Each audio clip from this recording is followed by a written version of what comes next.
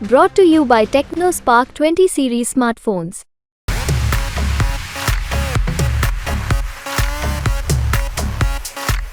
बलात्कार दो तरह से होता है, एक होता है दैहिक बलात्कार और एक होता है भाषाई बलात्कार। तो मनोज तिवारी जी जैसे लोग, और न सिर्फ मनोज तिवारी, रवि किशन, मैंने रवि किशन जी के गंदे गीतों के बारे में पोल खोला। निरहुआ जी जो गाते हैं कि रारी में इंटर कैलू, सरसों में बीए एमए ओमे के पढ़ाई उखियर, ये मैं तो मैं उनके खिलाफ भी लगातार मैं बोलती रही हूँ। आप उम्मीद करते हैं ऐसे लोग समाज की सेवा कर पाएंगे?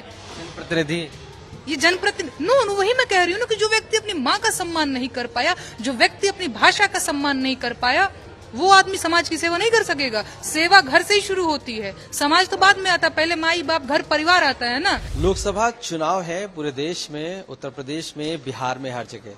लेकिन सबसे खास बात है, एक नाम आता है नेहा सिंह राठौर का, जो साफ तौर से काउंटर करती नजर आई हैं दिल्ली में बीजेपी के प्रत्याशी मनोज तिवारी के खिलाफ। आखिर किस तरीके का, क्योंकि बड़े कयास लगाए जा रहे थे कि नेहा सिंह राठौर चुनाव लड़ेंगी, हालांकि अब वहां से कोई और खड़ा हुआ है मनोज तिवारी के खिलाफ। पूरी बातचीत करने के लिए हमारे साथ नेहा सिंह राठौर मौजूद हैं। नेहा जी, हम तो एक्सपेक्ट कर रहे थे कि आप चुनाव में आएंगी, लेकिन क्या स्ट्रेटजी रही? जिस तरीके से मनोज तिवारी के खिलाफ आप लगातार काउंटर कर रही थी, लगातार आप ट्विटर पे भी थी, लगातार आप सोशल मीडिया पे थी, क्या वजह थी पहले वहां पर और सिर्फ मनोज तिवारी को काउंटर करने की? नहीं, सबसे पहली चीज कि मैं सिर्फ मनोज तिवारी जी को काउंटर नहीं करती हूँ। दूसरी चीज ये कि मेरी लड़ाई भोजपुरी को लेकर के है।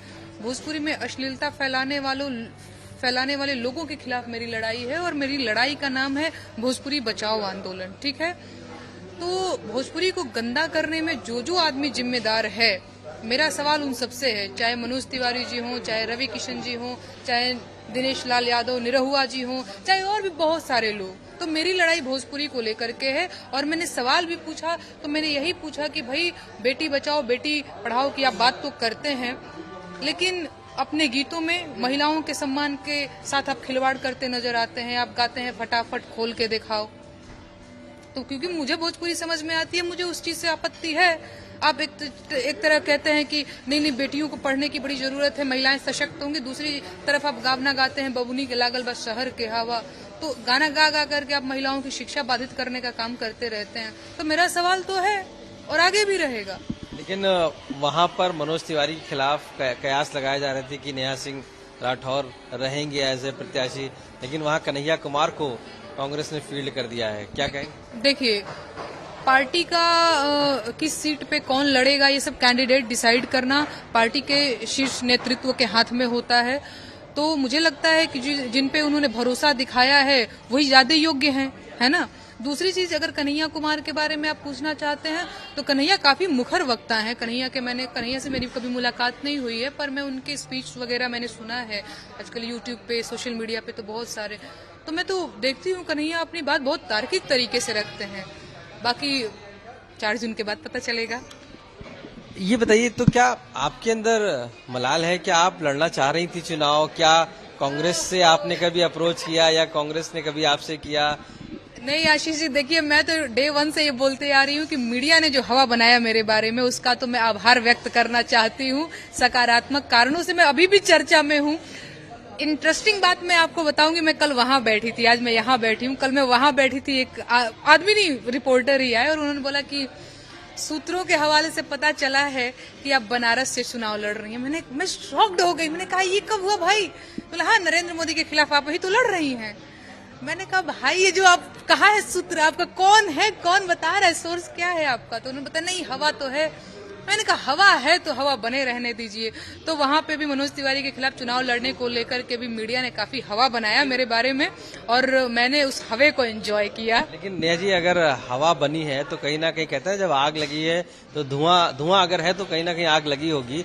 कभी आपने कांग्रेस ने आपको अप्रोच किया, कभी आपने सदस्यता ली कांग्रेस की, या कभी कांग्रेस के टच में आई इधर आप?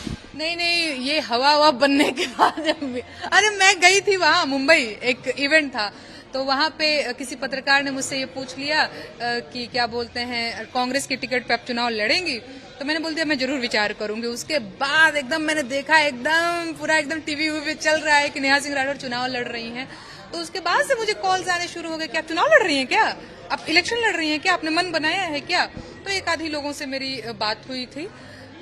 बाकी मुझे अभी भी अच्छा ही लग रहा है। आप फिर से आ गए हैं आप मेरी बाइट लेने, तो अच्छा ही लग रहा है। लेकिन आप, मेरा सवाल वही है कि आपसे अप्रोच किया क्या नहीं, क्योंकि आप हमारे कैमरे पे बताइए।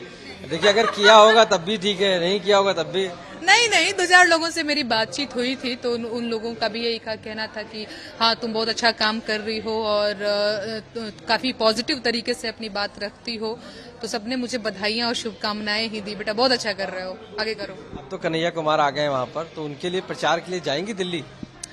कन्हैया, मुझे लगता है कन्हैया को प्रचार की जरूरत नहीं है। कन्हैया उस सीट पे आप पहले से एक तरीके से प्रचार कर रही हैं। सीट पे नहीं।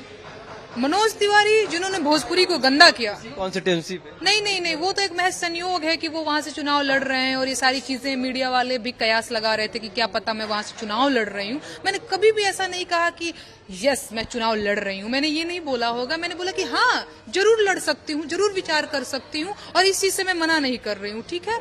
दूसरी चीज की मनोज तिवारी के खिलाफ तो भाई मेरी लड़ाई, मैं बार बार वही बात बोल रही हूँ कि मनोज तिवारी जी ने भाषा को जो गंदा किया। देखिए आशीष जी, बलात्कार दो तरह से होता है, एक होता है दैहिक बलात्कार और एक होता है भाषाई बलात्कार। तो मनोज तिवारी जी जैसे लोग, और न सिर्फ मनोज तिवारी, रवि किशन, मैंने रवि किशन जी के गंदे गीतों के बारे में पोल खोला। निरहुआ जी जो गाते हैं कि रारी में इंटर कैलू, सरसों में बीए, एमए ओमे के पढ़ाई उखियर, ये मैं तो मैं उनके खिलाफ भी लगातार मैं बोलती रही हूँ।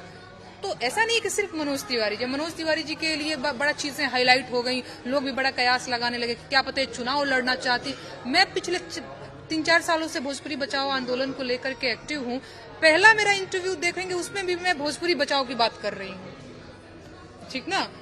तो भाजपा से सवाल इसलिए मेरा रहा है क्योंकि भाजपा तीसरी बार मनोज तिवारी को टिकट दे चुकी है। लोकसभा में आप एक्टिव हैं, भोजपुरी समाज के लिए तो है ही है, लेकिन लोकसभा में भी एक्टिव हैं, और वो भी उनके जो स्टार प्रचारक एक तरीके से मनोज तिवारी उनके खिलाफ। तो कहीं ना कहीं कन्हैया के लिए तो बैटिंग आपने शुरू कर दी है ना।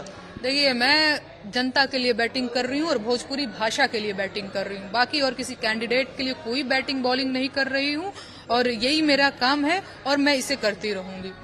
अगर आपको मौका मिले विधानसभा चुनाव में और कांग्रेस अप्रोच करे आपसे, या मैं कहता हूँ कोई भी दल करे, तो आपका क्या विचार है, विधानसभा के लिए जाएंगे आगे? मैं विचार जरूर करूंगी, मैं विचार करूंगी, आज भी तो लड़ेंगे। अरे मैं विचार करूंगी, मैं ये कैसे कह सकती हूँ, मैं विचार करूंगी। कोई अप्रोच करेगा तो मैं उस पर सोचूंगी कि मुझे क्या करना चाहिए।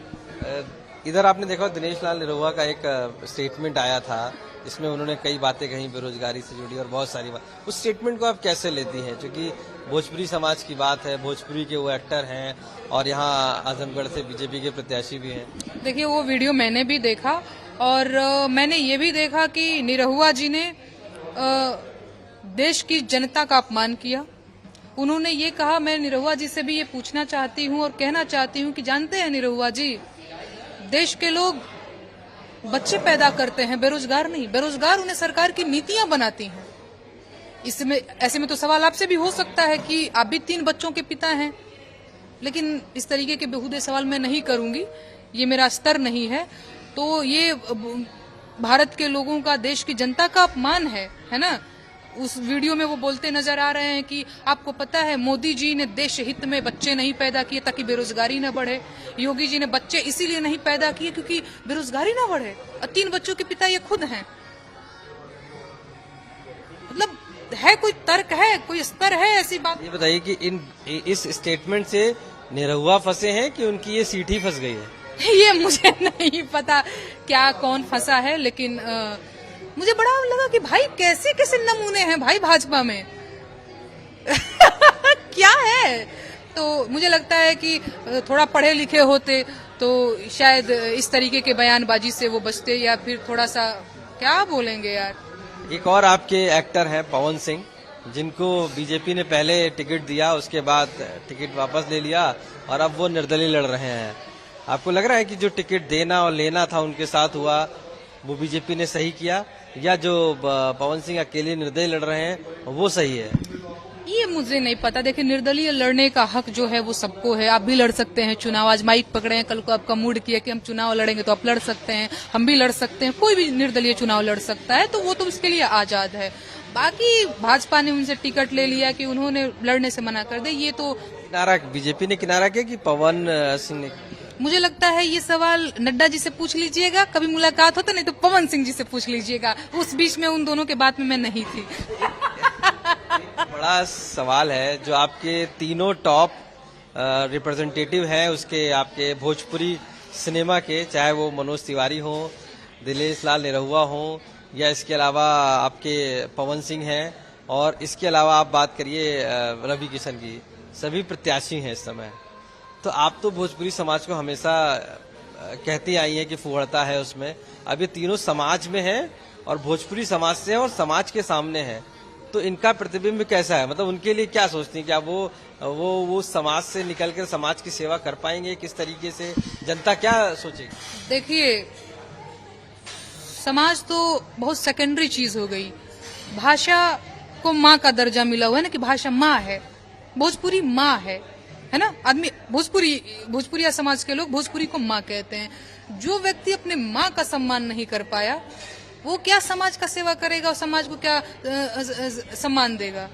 जो व्यक्ति अपने माँ का लहंगा चोली नोचने पे आमादा है, जो व्यक्ति भोजपुरी माँ से बंगला खरीद लिया, गाड़ी खरीद लिया, स्टारडम, नेम, फेम, और उसको चोली और लहंगा में फंसा दिया, परधनवा के रहर में उलझा दिया, तो कोई चोलिया के हुक में फंसा दिया, तो कोई लहंगा रिमोट से उठा रहा है, कोई फटाफट खोल के दिखाओ गा रहा है, तो कोई गा रहा है कि रहरी में इंटर कैलू, सरसों में बीए, उखियरिये में एमा ओमा के पढ़ाई, कोई गा रहा है कि गोदी में लेके जन खोदी है जीजा जी।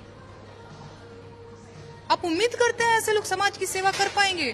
प्रतिनिधि, ये जनप्रतिनिधि नो, वही मैं कह रही हूँ ना, कि जो व्यक्ति अपनी माँ का सम्मान नहीं कर पाया, जो व्यक्ति अपनी भाषा का सम्मान नहीं कर पाया, वो आदमी समाज की सेवा नहीं कर सकेगा। सेवा घर से ही शुरू होती है, समाज तो बाद में आता, पहले माई बाप घर परिवार आता है ना। तो जो व्यक्ति परिवार में अपनी माँ की सेवा नहीं कर पाया, वो व्यक्ति से आप सेवा की उम्मीद करते हैं? लेकिन नेहा जी, ये तीनों जो कॉमन चीज है तीनों में, एक तो भोजपुरी है और दूसरा बीजेपी है। पवन सिंह को अगर छोड़ दें तो आपको लग रहा है बीजेपी ने टिकट दिया है सभी को, तो क्या सही व्यक्ति को, सही उपयुक्त व्यक्ति को दिया है जनप्रतिनिधि होने का? देखिए, अब अगर ये बात हमसे पूछेंगे तो मैं हमेशा से कहूंगी कि भोजपुरी को और भाषा को अपमानित करने वाले लोगों को टिकट नहीं मिलना चाहिए, उन्हें ये मौका नहीं मिलना चाहिए कि वो संसद तक जाएं। तो अगर आप मुझसे पूछेंगे तो मैं यही बोलूंगी कि ऐसे लोगों को अवसर नहीं मिलने चाहिए। नेहा सिंह राठौर को मौका मिलता है ऐसे लोग खिलाफ लड़ने का, तब मैं जरूर विचार करूंगी। लड़े मैं जरूर विचार करूंगी, विचार किया जा सकता है उस पर। टिकट ना मिलने का या दिल्ली से मनोज तिवारी के सामने ना खड़े होने पाने का मलाल है आपके अंदर? हाँ, वो तो आपको चेहरे पे मेरे दिख रहा है कहीं। अरे महाराज, मैं अभी 27 साल की भी नहीं हुई हूँ, मेरी उम्र थोड़ी गुजर गई है कि अब तो 60-70 साल की हो गई हूँ भाई, अब तो क्या ही होगा। मेरा बहुत यंग हूँ, मेरा भविष्य है और मुझे पता है कि मेरे अंदर पोटेंशियल है, और मैं बहुत कॉन्फिडेंट लड़की हूँ अपने आप को लेकर के और अपने गीतों को लेकर के, और जो लोगों का प्रेम है मेरे ऊपर, तो मैं उसको लेकर के बहुत कॉन्फिडेंट हूँ।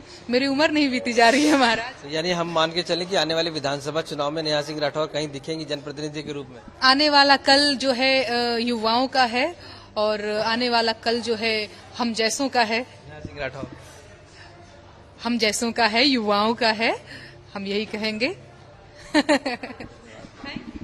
तो नेहा सिंह राठौर साफ तौर से मानना यही है कि उन्हें मलाल नहीं है, हालांकि अगर मौका मिलता या जो भी चीजें आगे होंगी उस पर विचार करेंगी, लेकिन जिस तरीके से ये फुहड़ता वाले नेहा सिंह का कहना है कि जो किरदार हैं, जो एक्टर हैं, वो चुनाव जो लड़ रहे हैं वो जनप्रतिनिधि होने का और उनको लड़ने का कोई अधिकार नहीं है।